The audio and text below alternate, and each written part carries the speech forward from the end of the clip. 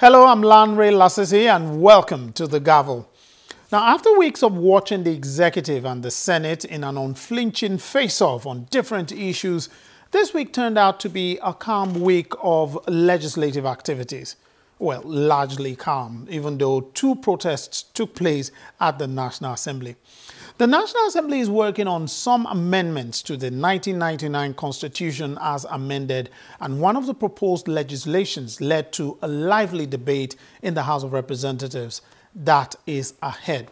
And this week, two ministers appear before the House of Representatives to explain how the executive plans to address the sensitive issue of liabilities for federal pensioners. And what do you expect when the legislature confronts the executive? Well, you will find out in a short while. Let's start off today with the latest development on the petroleum industry bill in the Senate. 5th April 20... The chairman, Senate Committee on Petroleum Upstream, Senator Tayo Alasho-Adura, laying the report of the Petroleum Industry Governance Bill before the Senate. The Petroleum Industry Bill, PIB, has been in the works for nearly 8 years at the National Assembly. The bill is getting another opportunity in this 8th Assembly, and it has been broken down into 5 parts, which lawmakers say will ensure a speedy passage. The Petroleum PIB bill, it has never gone this far before. I think we're all proud that we have gone this far and finally break this jinx. Leader of the Senate.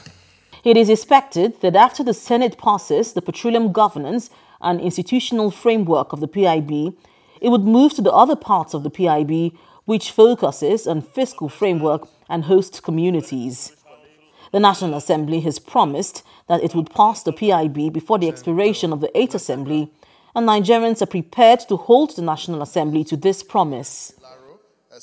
Besides the Petroleum Industry Bill, a federal lawmaker drew the attention of his colleagues to some persistent problems associated with the Presidential Amnesty Program.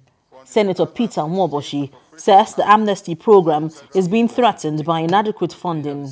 Note that the amnesty program was conceived by the federal government of Nigeria to stem the tide of disaffection, agitation, and militancy in the Niger Delta area, which resulted in loss of lives, properties, and oil revenue, and the result of the program has been quite encouraging. Worry that funds appropriated for the program have been depreciating steadily, leading to adverse impact on the operation of the program as tension is already building up in the Niger Delta region. Some lawmakers also made observations on the administration of the amnesty program. In the year 2016 budget, the amnesty program was appropriated with the sum of 20 billion naira.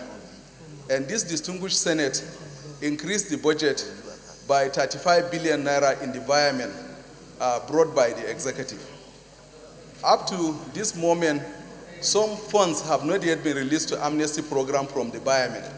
After lawmakers made the observations, the Senate urged the federal government to release the balance of 15 billion naira in the Appropriation Act for funding the amnesty program.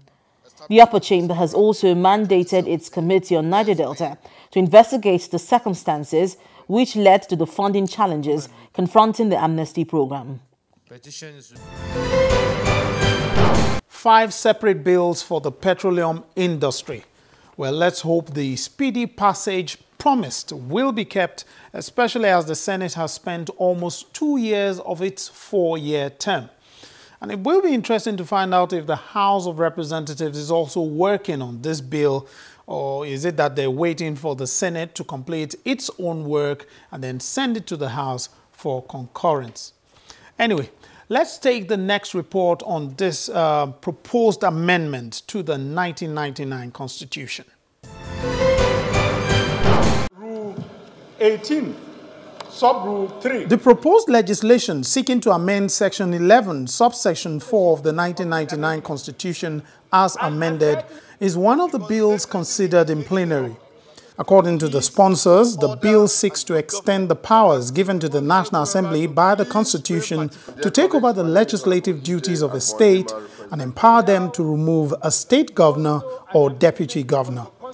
a power the lawmakers say was granted by the 1979 Constitution but taken away by the 1999 Constitution. Mr. Speaker, a situation may arise one day where the governor himself may be the one that will instigate the crisis that will warrant us invoking the power to remove the House of Assembly. Then he will sit down there and be the beneficiary, and then will be powerless and impotent in doing anything about it. Mr. Speaker, we think that let's go back to the decision where it was in 1979. The response of other lawmakers is clear, prompt, and direct. The powers that the National Assembly currently has to temporarily, and that's the emphasis of the word, temporarily take over powers of the House of Assembly should not extend to, as the bill is saying, removal of a governor or a deputy. If you say it is temporary, then there's a way to consider it. But to say outright removal is taking powers that I know will be an exercise in futility, because when this goes to various state assemblies, it will die there. We already have the power given to us by the Constitution to remove Mr. President, to remove the Vice President. Now to seek power to start removing state governors, then this bill wants the National Assembly members to become omnipotent. For God's sake, don't let us debate this any longer. Put the question, Mr. Speaker, and anybody who has problems with his governor, go home and settle it. To say that we should come here and be removing some people's governor for them, it's not going to happen. Observing the mood of the House, the Deputy Speaker who is presiding makes this call. I will give Honorable Pajok that opportunity. No, there's no emotion in this job. I will give Honorable Pajok that opportunity, having had your colleagues to... So, Pajok, please. Let me say that I said I am proud. I have the authority of my colleague, as you say, we are proud to have brought it, who say at this stage, we now step down this bill.